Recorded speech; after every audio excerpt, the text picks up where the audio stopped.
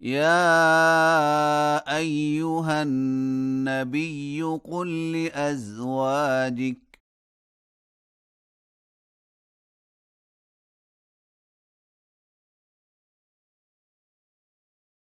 إن كنتن تردن الحياة الدنيا وزينتها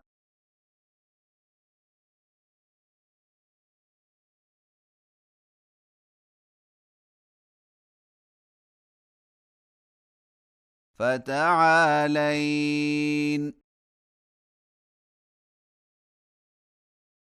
أمتعكن وأسرحكن سراحا جميلا.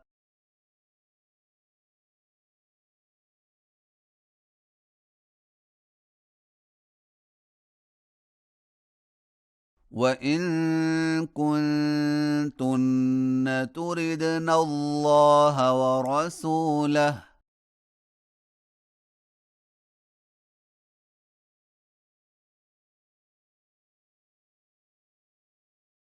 والدار الآخرة فإن الله أعد للمحسنات منكن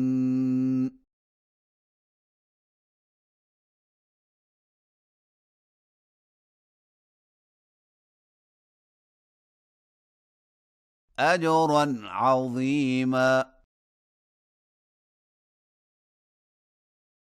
يا نساء النبي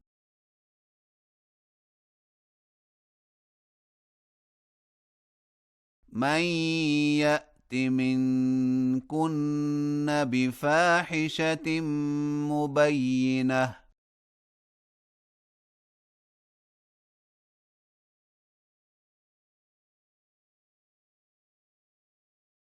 يضاعف لها العذاب ضعفين